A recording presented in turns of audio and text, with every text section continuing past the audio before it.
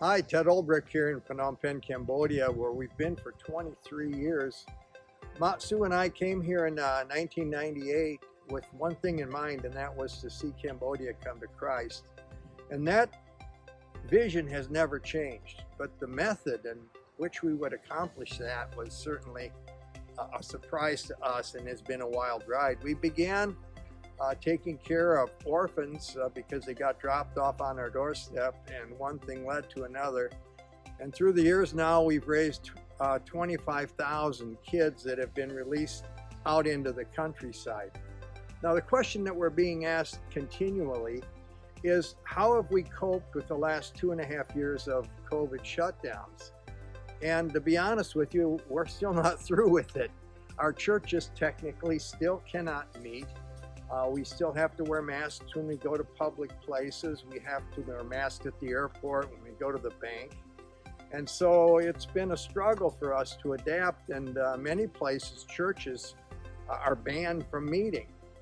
And so we've had to learn to be adaptive. And one of the great tricks that have really helped us is the ability to go digital with our services. We have probably 4 different churches around Cambodia that are now broadcasting their Sunday morning services. Even though they may not have many people there, they put on the program with the music and the dancing and everything else just like they had a crowd.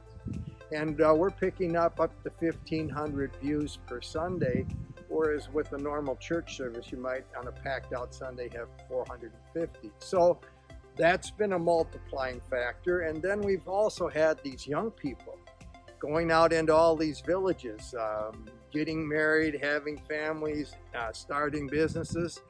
They start opening their homes to 15, 20 people, whatever happen to want to come, and they tell them the good news of Jesus Christ. And we started dozens of new home groups, and then these people will get excited.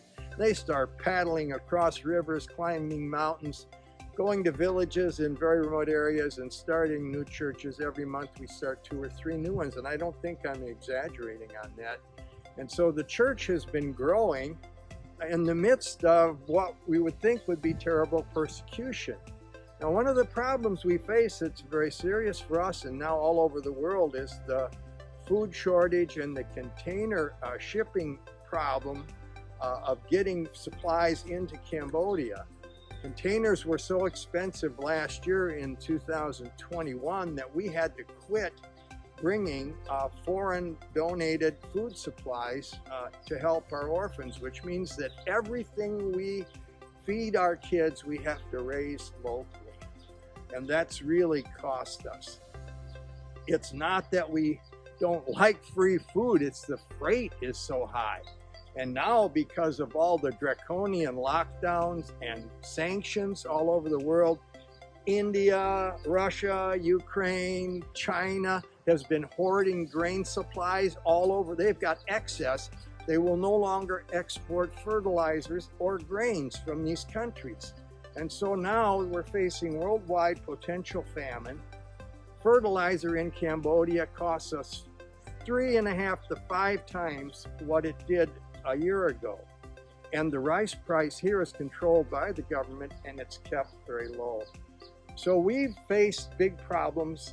What's keeping us alive now, we feed all of our kids out of the rice that we raise at our large rice farm in Banteay Meanchey. And we're working hard to get that developed so that we can secure it against floods and drought. And we still have to dig our big reservoir, and that's going to be an expensive project. We struggle to make our ends meet. We need your help, but we're so grateful for everything that you've been doing for us through the years.